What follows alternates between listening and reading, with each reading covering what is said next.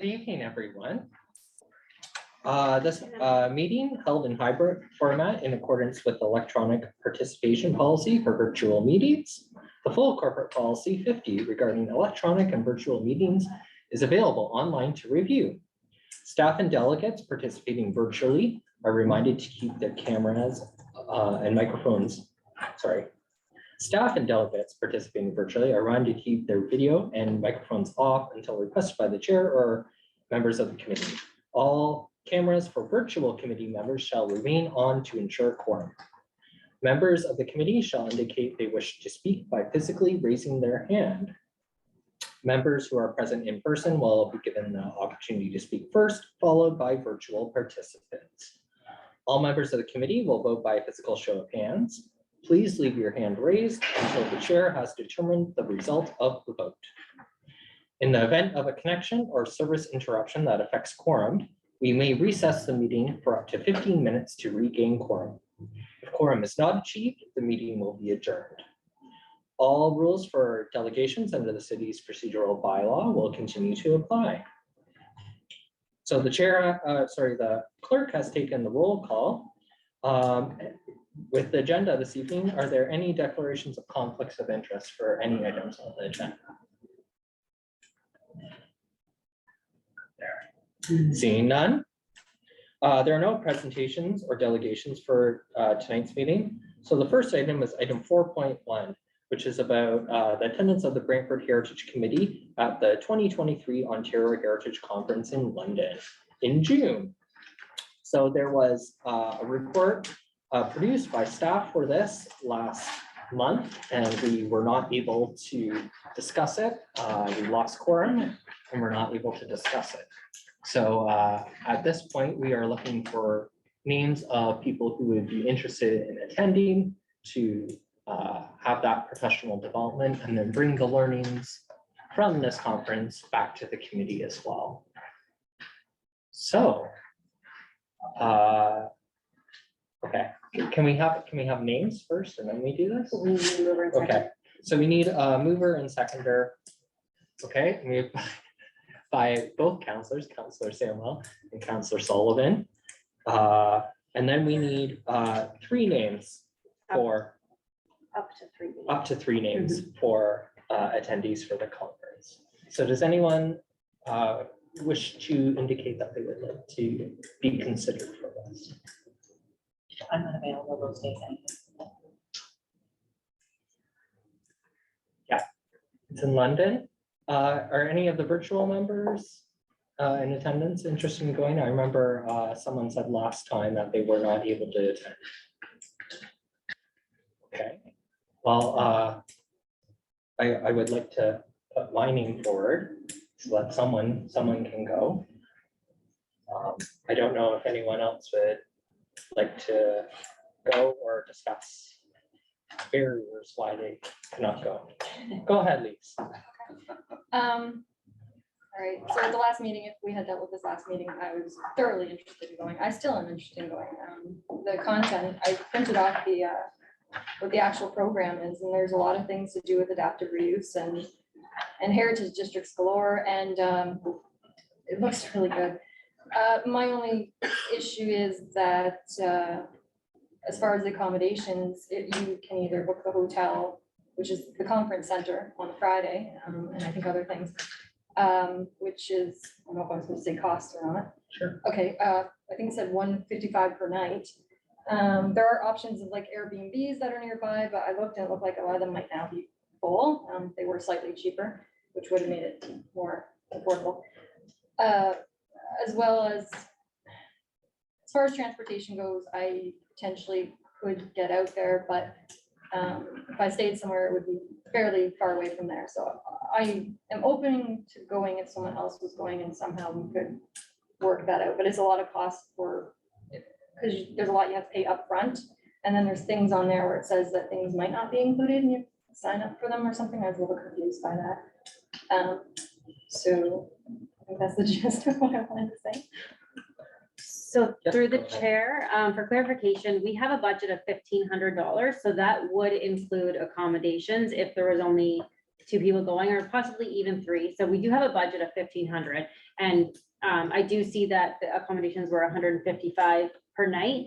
If we sign up by May 31st, which if we have the names tonight, we can sign up tomorrow, it's cheaper per person. It's only $275 per member. Sorry, how much? $275 if we sign up before May 31st. And then it goes up to $325 after May 31st. So if we get the names tonight and it's $275 per person, we will have enough for the accommodations for the night as well. What do you think about that? That's just to put a comment out there. So other committees that I've sat on, yes, like the accommodations are covered, the transportation is covered. There's a per diem for meals, whatever's not at the conference and stuff like that. So I would expect those costs would all be covered for a conference like this as part of this too. So nothing should be out of pocket for you to participate in this. And if there's nobody else that would like to go, we could just put your 2 names down and there would be a budget. What are Okay, you thinking? yeah, I'm happy with that. That's fine. So if you went, then I could get a ride with you or something. I would do the same thing. I don't drive, So so we I'd just have to figure out take the the- train down. Okay. And then we'd be there for the time period. Okay, yeah, You're okay? I think so. Okay. So, yeah, both names. Perfect. Thank you. Nathan? Please. Yes, Yeah. Perfect. Okay, any further discussion on this before I call the vote? Seeing none, all those in favor?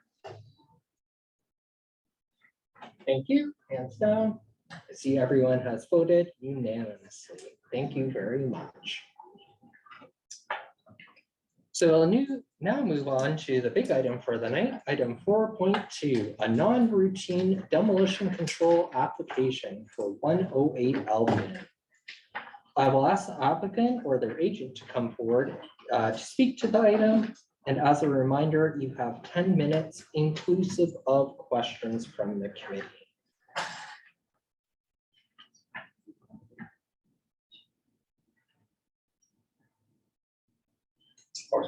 Okay, Yes. yeah, whenever you're ready, go ahead, please. My name is Dexter Stewart. This is regarding 108 Albion Street. I'm the legal rightful owner. Proposing a demolishment of that property so I can construct new dwellings on it. It's brought to my attention that the members of the Heritage Committee are interested in not having that building demolished. So here we are. I guess my background with that property is I'm familiar with it for the past 30 years. I knew the original owners, the McLeod family, Catherine, Joel, and Ian McLeod. Through the passing of 2 family members, the eldest son, Ian, who lives in Tennessee, approached me about buying the property. I wanted nothing to do with it because I told them up front the only thing I could do with that property is demolish it and build something new because the state that it was in, his mother lived in that property by herself for over 60 years. So the maintenance, the upkeep, we were neighbors. I lived at 110 Albion Street. That property was a 108. I think he approached me because I did over the years so many things to help and assist her with maintaining the upkeep of that property, but it was just like a money pit. So there's other family members that were up in the Briar Park area. He approached them about buying it and no one was interested in it. He had to go back to his home, his wife and kids in Chattanooga, Tennessee. Finally, he said, just tell me what you want, what you want to offer for the property. I know you're going to demolish it. And that's how the agreement was made. It wasn't until about, I think, 2019, there was a meeting held at TV Costain. Actually, there's a gentleman that's residing in the property right now who the mail that came to that address. He informed me that there was a meeting with the Heritage Committee. And that's when the proposal came out that they were interested in putting that property on a proposed heritage list. So I don't know if anybody here was at that meeting. The meeting had to be cut short. It became very contentious. A lot of people got very agitated and the meeting was just stopped and that was it. That was the last I heard of anything until somebody contacted me and said, oh, I saw a picture of the house in the newspaper. Didn't pay much mind. Saw a picture of the house. That was it. So as time went on and I approached this gentleman here, Mr. George Zyertek, about getting some architectural designs put forth so we can proceed with construction. And I was told by Ms. Taylor Tran that this is some of the hurdles you're going to go to. So here we are. And why don't we just let the questions come? Okay, thank you for your presentation. Does any member of the committee have any questions for the delegation?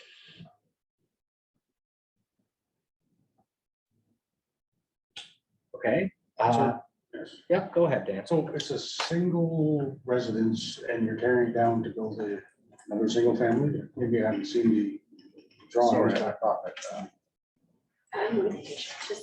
Not that in the end, it really makes a difference to tear down or not tear down. It's just, it is to know that If I may, there's two properties involved, 108. which is 108 and 110 was There's already been 110 demolished. next door. 110 property is vacant at the moment. And 108 is the subject property. And what I've done is taken 108, 110 and put together a building straddling both properties. This is two semi-attached. 3 bedrooms, upper 3 bedrooms, 3 bathrooms, kitchen, laundry room, dining room, lower part. So Dan, are you done with your questions? yes, no, I Did you am. answer your It question? has no bearing on You want to the see it? heritage of the demolition at all. I was just curious to see what your intent was. Thank you. Okay. Sarah, go ahead. Yeah, so a similar build is already just across the street, really, right? Across the street further up, I believe it's 45 and 47 Outreach Street. Sandra, go Well, ahead. you submitted for a non-routine demolition. Have you started any site plan or anything with this? Yes, the drawings, the site plans, code engineering has been involved. Okay. So right now, I'm just waiting to find out what's happening at this meeting or meetings following, so I know which way to proceed. Any other questions from members of the committee? Go ahead. Oh, please, go ahead. I was just wondering if there happens to be, because you mentioned the condition of the property, is there any type of structural engineer's report to speak towards the structural part of it as far as what might be a concern or not? To maintain the existing, The current existing property, yes, but building. it's not just a combination of things, not just the structure, but also just the interior of the property itself. It is about, when you go down in the basement, they're just like a cubby that just encompasses a boiler and a hot water tank. The rest of it is just crawl space, dirt. That's it. Go ahead. Sorry, but my question was respectfully, is there a structural engineer's report regarding the actual, if there are structural concerns for the building itself? No. No. Thank you for answering. Okay, member Gurno, or Garno, thinking of the library. Oh my gosh, member Gardner, go ahead. 2 questions. I recall the property at 110 coming before this committee for a similar demolition permit. And that was agreed to. What year did you demolish the structure at 110? I think it was around 2014, 15, the exact time. Okay. And how long has the property at 108 been vacant? It's currently not vacant. There's somebody in there that's Oh, there's residing and they are in the process of moving it. Okay, so it's a livable home. If there's somebody living in it, it must be a livable home. I don't know how to answer that, except to say, you can live in a sewer if you want to call it livable. Anything else, Bev? Counselor Sullivan. I'll rephrase your question. When this person was to move out, Yeah. what would you have to do to the building to make it acceptable for another tenant to move in fresh? Got the entire inside of the building. Starting from the attic all the way down. And even so, at the end, when I'm done, you're still gonna have more than 2/3 of the basement crawl space and dirt. Okay. All right, I'm gonna ask some questions. Oh, sorry, Rob. Go ahead. Yes, so it's my understanding then that you purchased this property in 2016 with the intention to demolish it at that point? Sorry, Rob, I think we might have missed the first part of that. Can you start that question again? Okay, so it's my understanding that you purchased this property in 2016 with the intention to demolish it. Is that what you're telling us? That is correct, yes. Anything else, Rob? No, that's all. Thank you. And Linda has a question as well. Yes, thank you. You've mentioned the cost. What is the difference in cost between updating the current house as opposed to building two new? I think the two new offers a lot more to anybody that's interested in moving in, family, or just moving into a place with newer, more modern updated materials, technology, building equipment. Sorry, never mind the technology part, but the building itself, like I said, for the past 60 years, there's only ever been one person living in it at a time. To make that inviting to a family or a single parent, there's just too many obstacles, in my opinion. Okay, but you didn't answer the question. What is the difference in cost? I haven't sat down and put pen to paper on that issue to be exact, but I can tell you from what I do, my background is I'm an electrical contractor and a general contractor. And I will always tell you it's cheaper to build than it is to buy or to renovate in most cases. Yeah, but a lot of the new builds don't have the character. Okay. There's a lot of, I think there's some components of this building here that some would like to transport over to the new build, as in some of the brickwork, the teardrops, the coins on the corners, things of that nature. Okay.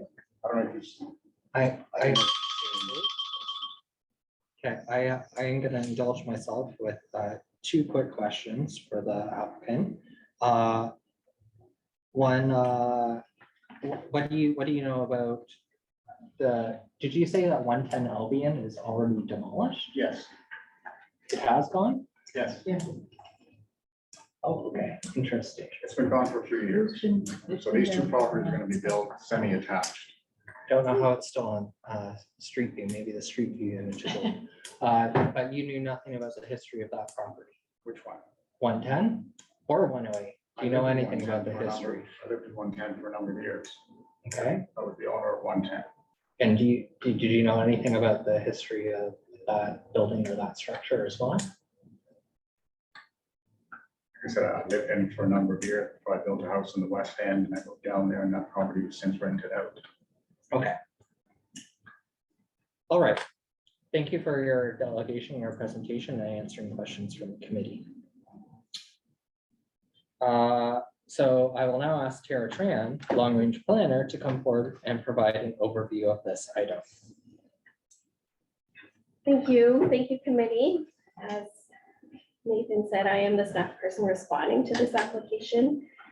And I will give a presentation that will just summarize the information in the staff report that was included in the agenda package. And many of the appendices I think will be relevant, including the elevation drawing is included as an appendix.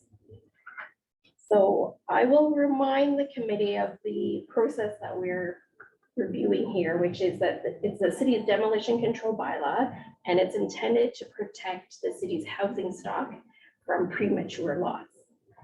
A quote unquote normal application under this bylaw would be delegated to staff to approve and sign off. But in this case, it is a non-routine application for the following reasons: that the property is listed on the recently approved Brantford Heritage Register, and that the property is more than 40 years old.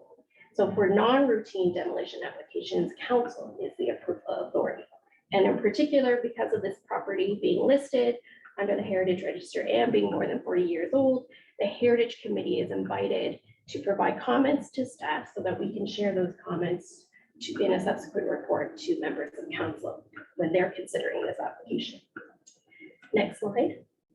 So this slide just briefly shows the subject property from an aerial standpoint, and the X on the map next to it is roughly the location of the property within the demolition control area. Next slide. These photographs show the subject property both in 2003 and 2023. And these photos, for me, just demonstrate that the property has remained largely unchanged in the last 20 years. Next slide.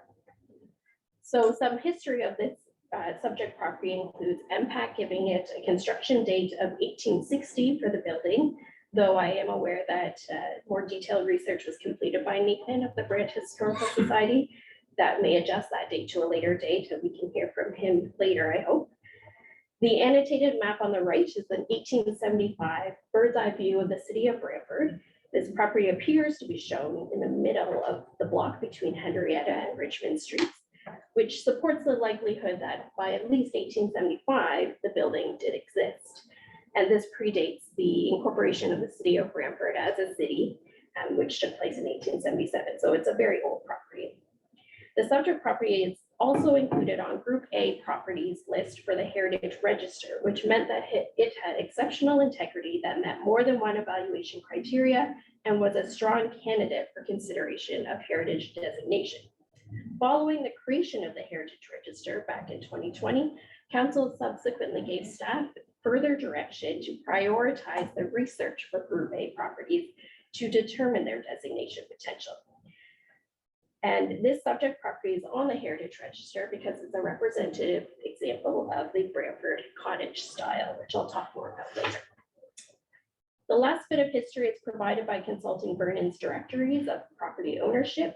These directories are only able to provide records from 1883 onward. A list of those property owners is provided in the staff report in Appendix I, so from 1883 all the way up to today. It's noted that some of the people listed may not actually have lived in the property because cottages were known to be rented out to tenants.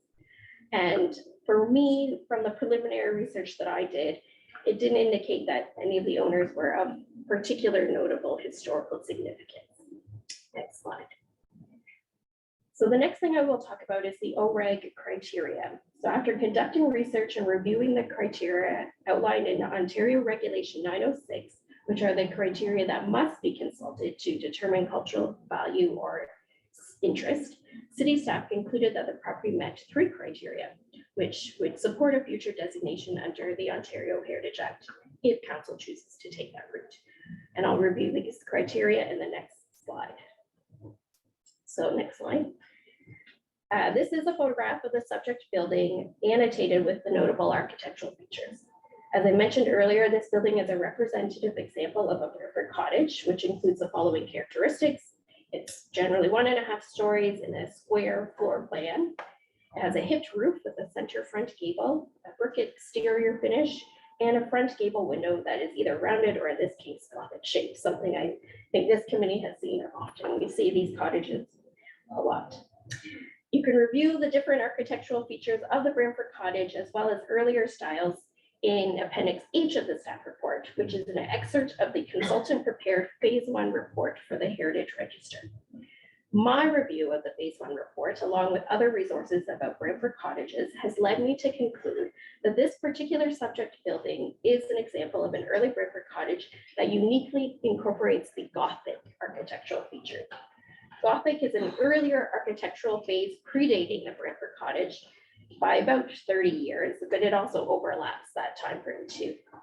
As shown on this slide, the Gothic features are primarily the 2-door shaped windows in the front and the dichromatic brickwork. So the dichromatic brickwork, which is the yellow brick detailed pair with the red brick, is particularly artistic and displaying a high degree of imagination, which meets the second OREG 906 criteria. On the subject building, you'll see the yellow brick detailed under the roof in a repeating pattern. It's also over the front windows, the front door, the gable window, and lastly used for the corner brickwork. And this pattern does extend along the sides of the house. It's also a raised brick, which is another Gothic characteristic. The last feature to note on this photograph is the rounded side light windows on either side of the door. The shape may not be characteristically Gothic, but it is quite unusual. And it's certainly an artistic choice to choose rounded windows instead of the typical rectangles. It's also unusual for side light windows to be preserved, as many homes of this era no longer have their side light windows. And on that similar vein, several other architectural features do appear original. I'm not an expert here, but just by the looks of it and preliminary, I would say that it looks like the front windows, the window sills, the window shutters, and the gable, and even the little finial, that decorative piece in the gable peak do appear original. And it sounds like by Dexter's telling that, yes, with an original owner, that helped to keep those features original. Next slide. The other applicable OREG 906 criteria was one addressing contextual value.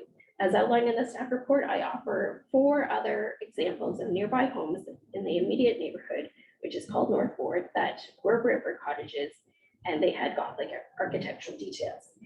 If 108 Albion is indeed constructed among the earliest of these homes, it perhaps might have helped define the Gothic features in this neighborhood.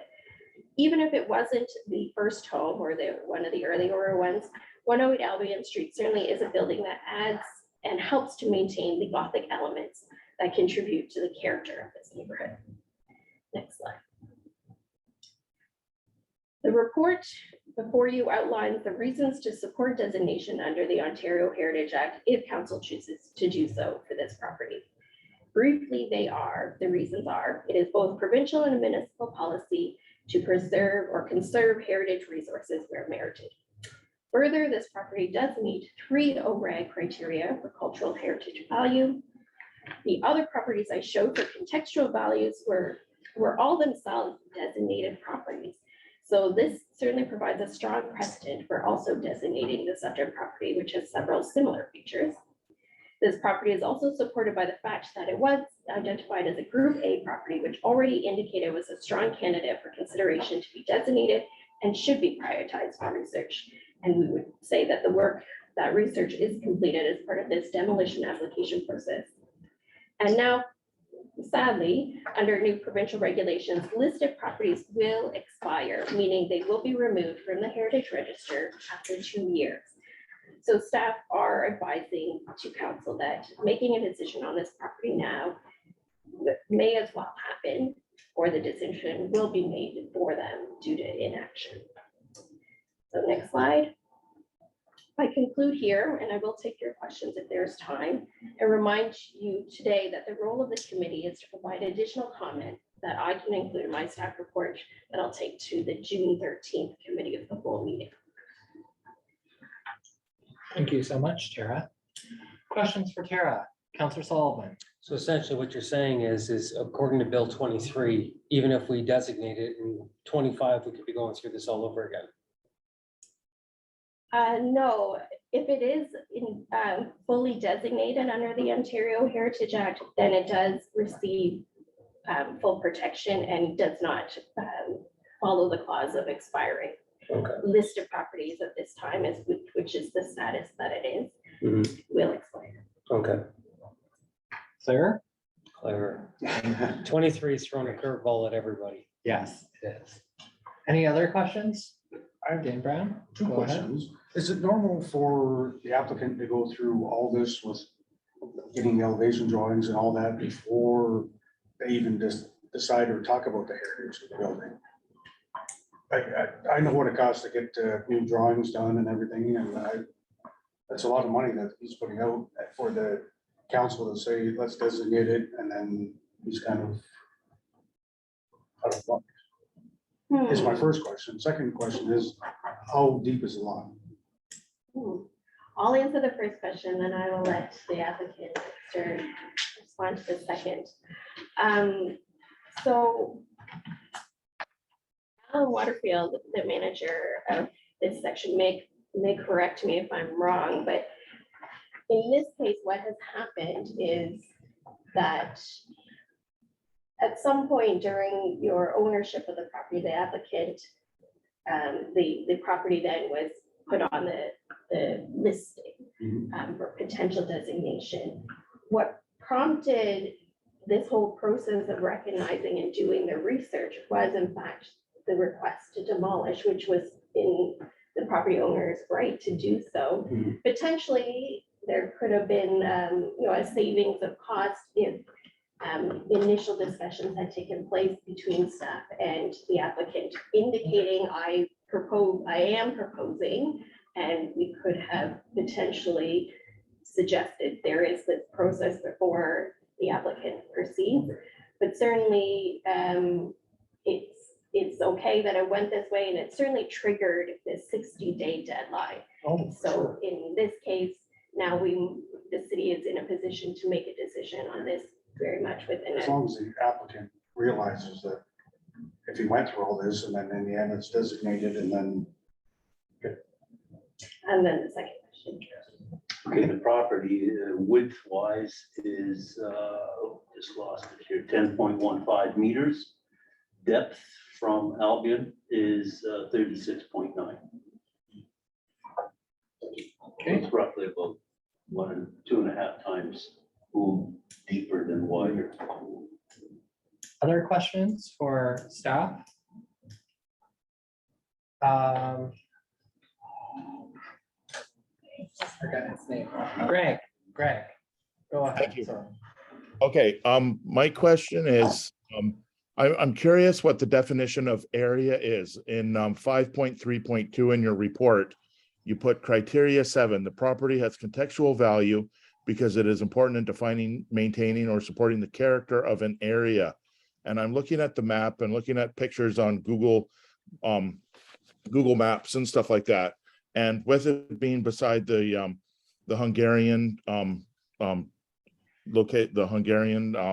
I forget what it's called exactly, but that the Hungarian building, and there's the Polish building just down the road, and you've got an abandoned building that the city doesn't seem to be doing too much with in the years I've been here in town. I'm just wondering what exactly we're protecting in terms of contextual value for that area, or at least that block. Yeah, thank you for your question. Again, if anyone wants to jump in, I'm not an expert in the heritage area, but my read of the criteria is that the area is the geographic, surroundings of that, and maybe not necessarily limited to the block on which the home is located. But like I say, for me, it appears to be a home within a larger neighborhood called the North Ward neighborhood. And that did have several other Brantford cottages. You can see both in the residential properties, but also some of the nearby churches, that Gothic architectural features are actually quite prominent. And so I would say that the area does have a little bit of a, not necessarily Gothic characteristic, but there are examples where buildings have incorporated Gothic features, and this building also does that too. Thank you. Anything else, Greg? Yeah, as a follow-up, I'm just curious what sort of process would have happened, because I'm sure there were buildings beside it. You look at the map from 1877 or 1875, I'm sorry, and there would have been buildings beside it that are no longer there. And I'm just wondering what sort of process, and when would they have disappeared, or when would they have changed? And are we a little more rigorous in that time frame, or is it just I'm just curious as to how the feel of that area of the neighborhood has changed, and why, just to get some history on that instead of just the building by itself. I'd like a history and context, I guess. Sure, yeah, that's a really good question. Certainly the demolition control bylaw itself, which is about protecting housing stock, regardless of era that it was built, I think has been in place for a number of years, perhaps more, I couldn't tell you for sure, but a couple of decades, I believe. And the idea being that if only for the protection of housing stock, if new housing was proposed following a request to demolish, in theory, the council could have thought that's better, to demolish one, to gain other, that was okay. I think there has been a longstanding policy, a lot of that consideration of demolition of housing stock would go through this heritage committee. And I think in the past here, this committee has provided comments. Whether or not council has considered those comments is, up to the council of the day. And therefore, perhaps, they haven't maintained the heritage features of certain buildings as part of this review process. Alan, did you have something to add there? I saw you popped on the screen. Oh, thanks. I just thought it might be helpful just to provide a bit of context to the Heritage Register project to add to what Tara was saying. Before we undertook that project, there was, an informal list of, heritage properties throughout Brantford that was, thousands of properties. So we hired ASI consultants to take a look at that list and really to, focus on what were the most worthy properties to be considered for designation. And this was among the, as Tara said, in the group A of properties. So there were about just under 100 properties that were identified in that category. So it did have some eyes on it from a heritage professional perspective as being prioritized higher than just any other property within the city that might have been on the old inventory just because of its age. Okay, thanks, Alan. Anything else, Greg, before I move on to the next speaker? No, thank you. That answered my question. Okay, thanks, Greg. So Rob Adlam, you're next. Yes, just because I read this in the report, I'm compelled to ask staff, what is the standard operating procedure when it came to the notification to owners that their property was being considered for the Heritage Register and community meetings? Because there seems to be some issue about not knowing that there was an avenue or an opportunity to object, yet time passed and council passed the Group A properties in 2020 and no objection was received. So can you outline for us what the process is for the initial notification of owners and what they're actually told about the upcoming process, please? Sure. Yep, that's a very good question. So as part of the Heritage Register project, at the time that it was being created, there actually weren't any notification requirements. But as a courtesy during that project, once the Group A properties were prepared, it was determined that it would be valuable for the property owners of those properties to be invited to learn more about the Heritage Register project at that meeting that Mr. Stewart mentioned in 2019. So that meeting was not required, was considered a courtesy. And then following that, the staff working on that project did also send out a notice to the owners indicating that council was then considering the next, actually approving this list. As the sounds of it, it sounds like sometimes these letters went to the property themselves, which might not have been the best means to communicate to the owner. I would also say that under new rules, perhaps I think it is under Bill 23 of all things, the Ontario Heritage Act has been more specific that notice, not necessarily during the Heritage Project, but once the Heritage Register is approved, that within 30 days, all owners must be notified. But that new rule was established after this Heritage Register was completed. Okay, anything else, Rob? No? No. Okay. Bev, you're next on the list. you want to go? I ahead? just wanted to add to Tara's comments with regards to what creates this area for Greg.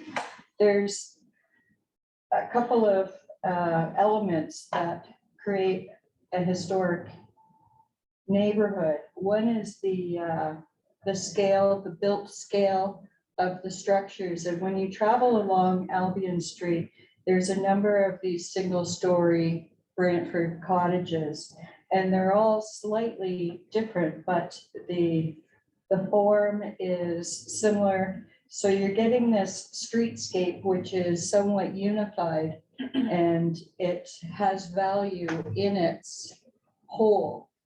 So that when you start to pull out and plunk new homes within the location along these corridors, you're removing that integrity of a historic feel for a neighborhood.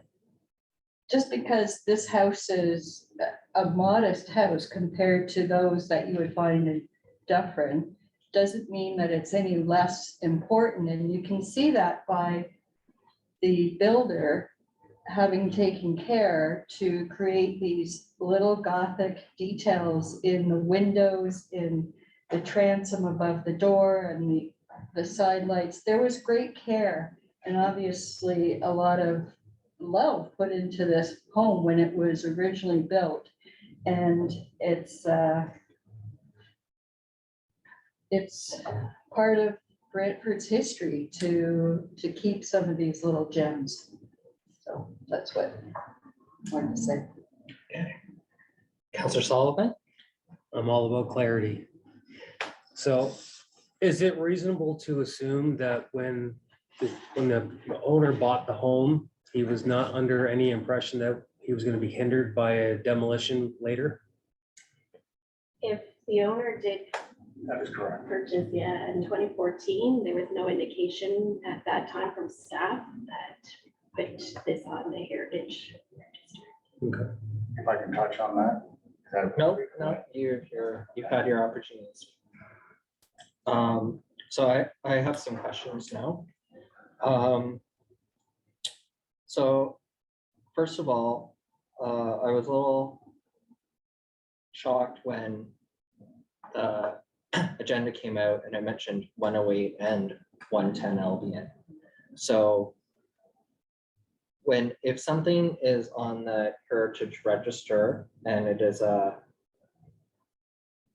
demolition that affects multiple properties, and there is one property that is on the heritage register, would then staff evaluate the series of properties in relation to the development as a cultural heritage landscape? I know I'm really pushing you here. This is a difficult one. I'm not as familiar with cultural heritage landscapes myself and what the criteria for that would be. So it looks like Alan will step in. Well, through the chair, I was just going to say that, this application is concerning 108 Albion Street. It is adjacent to a vacant lot at 110. But, if there's development here afterwards, it's going to depend on council's decision regarding the demolition, but the demolition itself is concerning 108. They are two separate properties.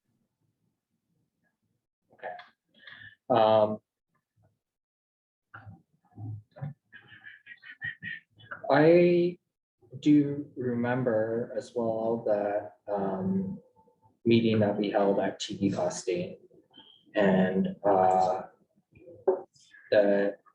from my recollection, the meeting was never stopped. The meeting happened, the meeting went through until its conclusion. Staff were very helpful, informative, there to answer any questions from any of the people. And then I guess my other question is about above the windows. I had to do during the first days of the pandemic when no one was doing anything, I had to do create something to do to engage people. So I created architectural moments, and these were based off of a booklet that the Heritage Committee had done. Ooh, maybe when I was 5 or something like that in the 1980s. And one of the terms it had in it was OG, which I had never heard before, and I had to look up. And this structure has some of the only OGs, or the best known OGs, that I've identified in Brantford. So an OG is the convex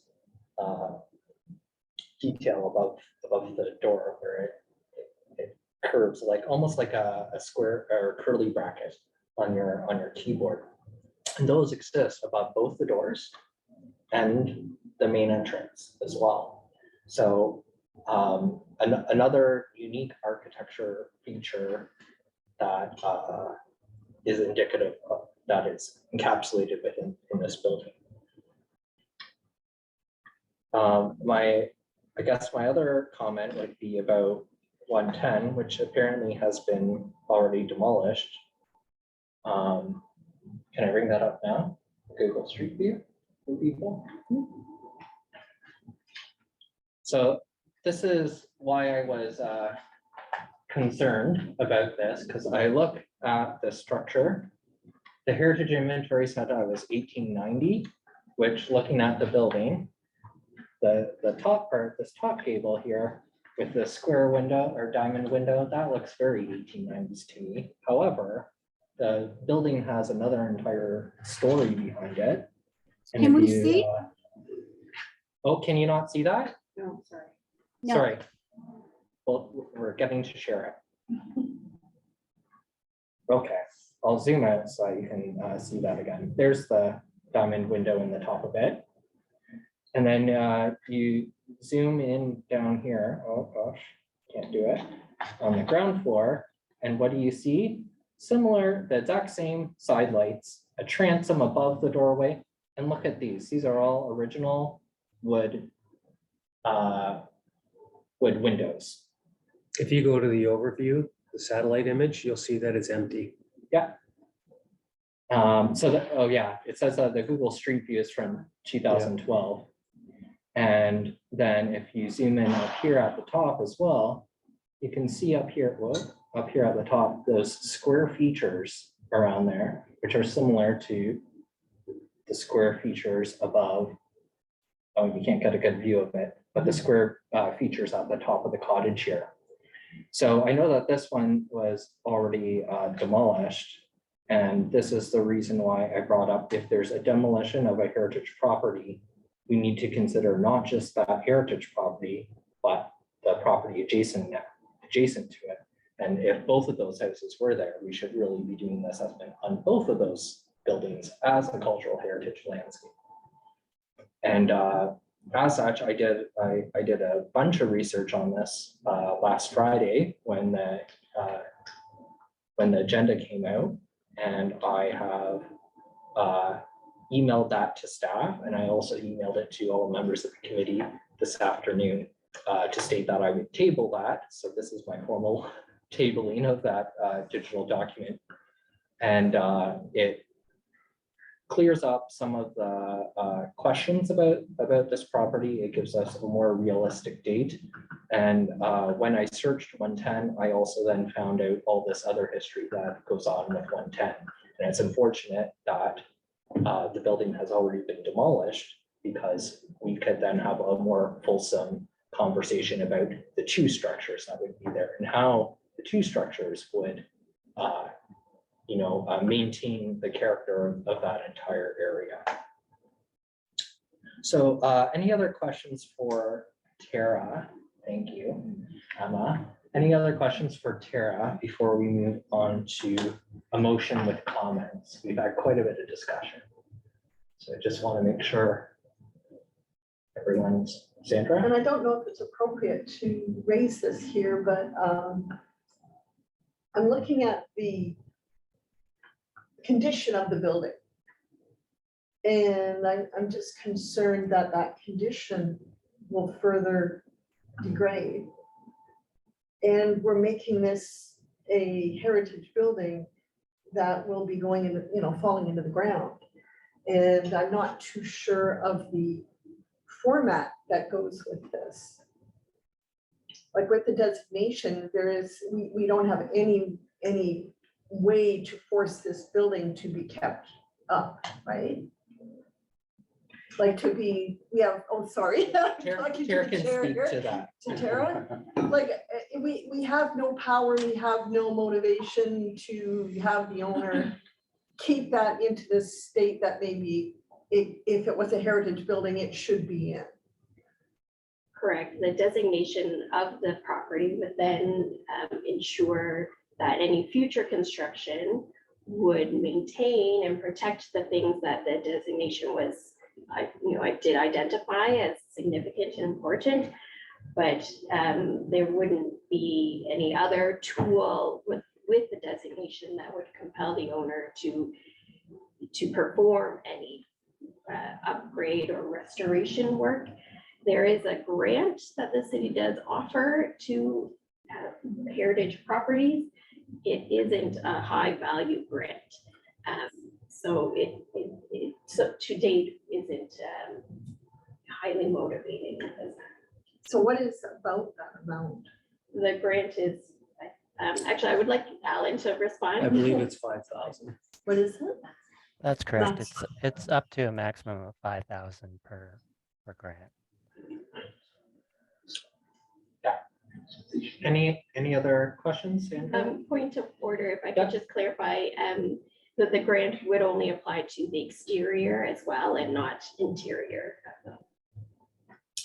And Lise? I just didn't know if it was appropriate to put that in there, but you did happen to mention that meeting about the register. I know a lot of people were there. I was there as well, and it didn't end early, and I didn't think it was stressful at all. I actually thought it turned out better than I thought it could, maybe.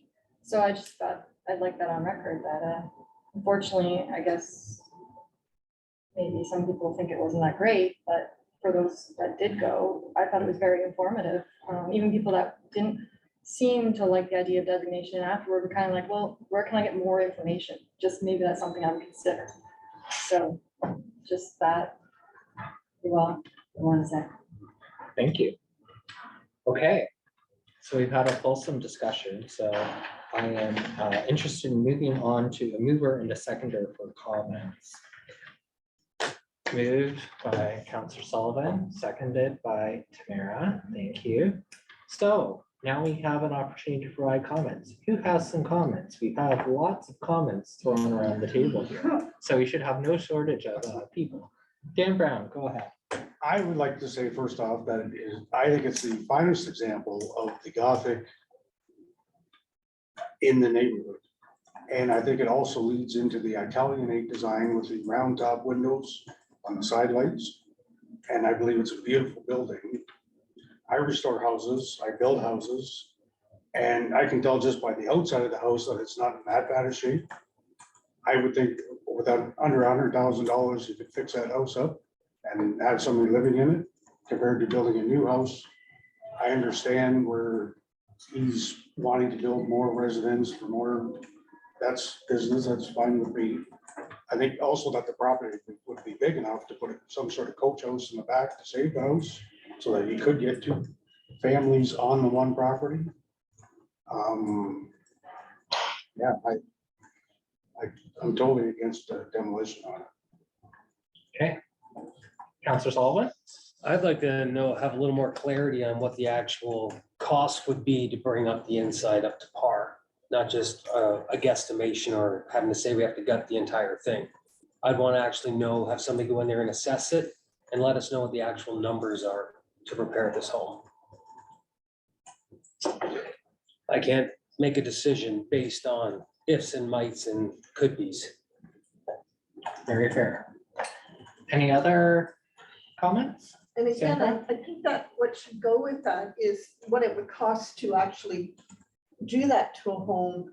And also we would, I think, to be fair, also expect the rent that you could get, that the person owning that property could get, because we're just commenting on upgrading this one home that can hold one person, maybe two.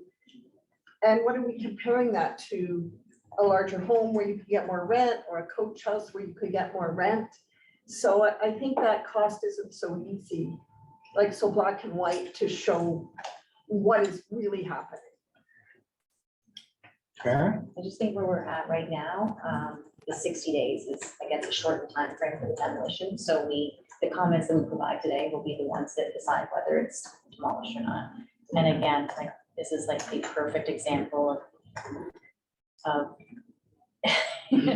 yeah, that entire area. So yeah, I would be against destruction of that history as well. Try and capture that somehow. Sorry. Yes. Okay. It's rolling curveballs. Counselor Samwell. I was just going to add to the comments as well, is that in comparison to a lot of the things we see, that house looks in very good repair. And I didn't see any photos, unless I missed them, of how poor the inside is. So we're not really sure how bad that actually is. If there's someone living in there, then maybe it is not as bad as what we've heard tonight. So I would also want to know a little more about that, but I would definitely at this point be against demolition. So. Rob, I see your hand up. You have a comment to add? Yes, just a couple of comments. Just going back in time to 2019, I would concur with the chair and the vice chair that I was also at that meeting at Costain School, and have a somewhat different recollection of it, the tone of it, than the applicant. But coming out of that, the same Group A properties that 108 Albion would have been included in, we did have, at least to my recollection, 3 oppositions by property owners to the possibility of their properties being put on the Heritage Register. So obviously they knew that there was a process in place to be able to make use of that tool on their behalf to object. So I'm somewhat troubled by some people from the same group knew about it, yet others claim not to have known about it. And I would also say I'm in favor of proceeding with looking at designation of this property. Council has already weighed in on this when they approved the Group A properties back in 2020. And they have said by doing that, that they are behind supporting this house to be preserved into the future. Thank you. That's a good comment. Did you capture all of that? There's one problem with that comment. It's only half true now, because half the council's changed. Yeah, council all the time. Tamara, you have something else? I was just gonna make one more comment that 110 Albion was already a duplex. So there's already 2 units there, which I would assume 2 more units would be going in there. By maintaining this residence, we're still only shorting ourselves 1 unit. So it's not that 4 units would be not created, like 3 units were already existing there. So we're just not getting that 1 additional unit for that area, which I think seems significant.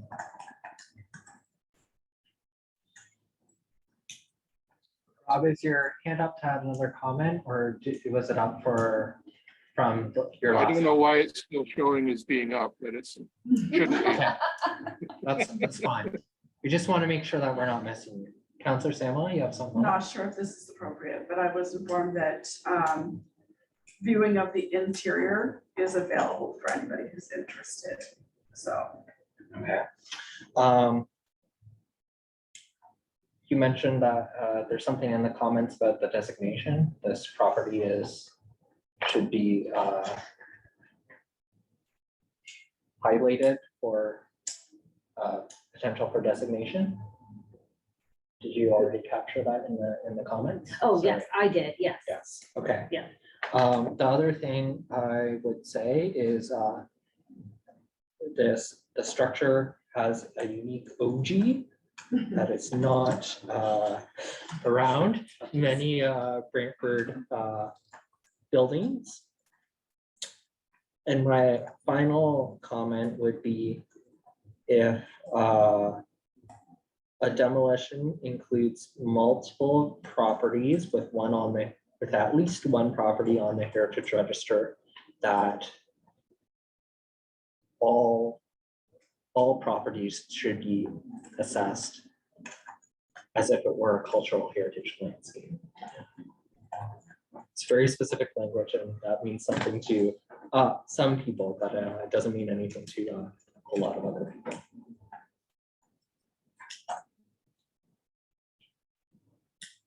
Are you able to show all the comments on the screen at once for everyone? So everyone is aware.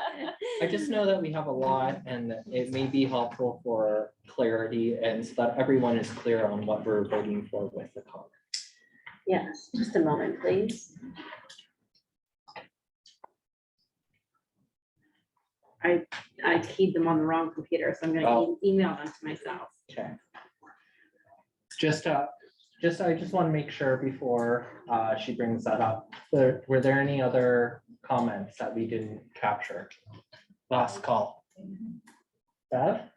Just, I believe it's 50 and 54 Albion that are also Brantford cottages that have been very well loved and demonstrate how beautiful this structure could be if some care was taken with it.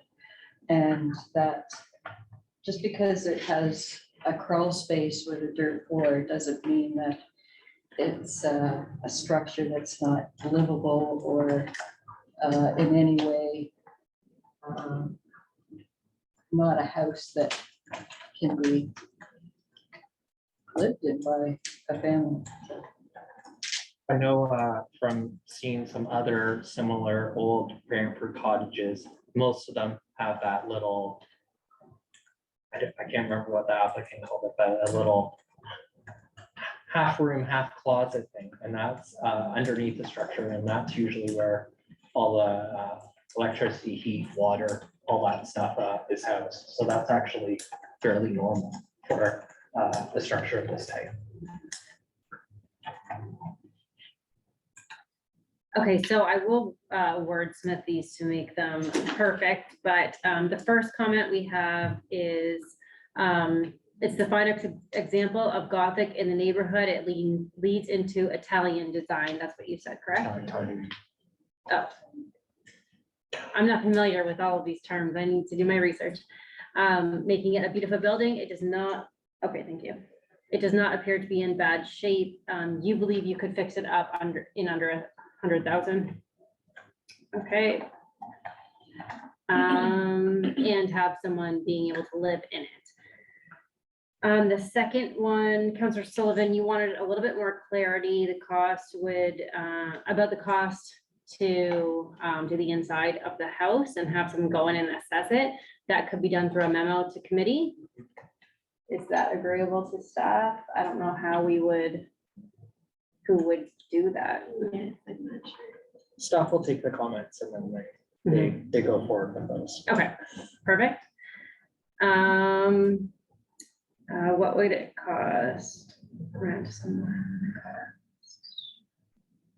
Not sure about that one, but Tamara mentioned the 60 days is coming to a close, so the comments today will be put forward to help the committee of the whole make the decision.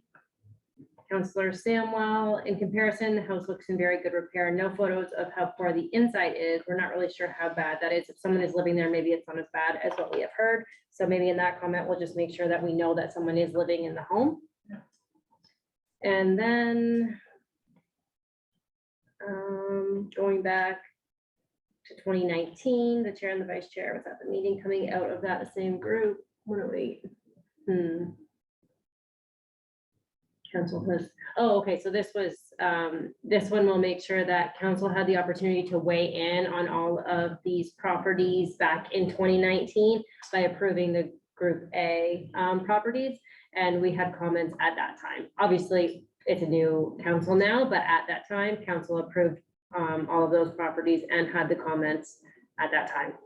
And then the last comment was 110 Albion, which has already been demolished, was a duplex. So there was already 2 homes in the one that was demolished. This one is a single dwelling. So we're just losing 1 dwelling that was proposed. And then my OG comment. Got Oh, it there right it is. here. Structure has a unique OG that is not around many other Brantford buildings. OG. There? There you go. Okay. If demolition includes multiple properties, all properties should be assessed as if it were a heritage landscape. Cultural heritage. Okay, please. Yeah, just the one part in regards to when council previously approved the listing, there was, you said something about comments, but I think it needs to be stressed that there was, at least, as Rob said, 3 that were opposed to being on the list, and council at the time did approve the listing of this on the register. Okay, so there were 3 And properties those properties as well. that were not approved by council at the time. No, they were No. opposed, They were opposed. but they were put on the registry anyways. Oh, No point of order that those properties were not put on the registry once the owners identified that they opposed it. There Oh, okay. Thank you for clarification. there was a number of properties that were He's got his hand up there to clarify. objected, that had objected, and they had made the intention known when it went to the August 2020 meeting. It's so ingrained in my head at this point. And there were some people that objected. Some people wrote letters and made delegations, and council agreed to those and did not include them on the heritage register. So there was an avenue for people to. Okay, sorry, I got that wrong. Rob, is your hand up to clarify that? or- Yeah, that was my comment, so I just wanted to clarify that the Group A properties, which 108 Albion was a part of, 3 other property owners objected at the time. So clearly there was an understanding and communication to property owners that right was available to them.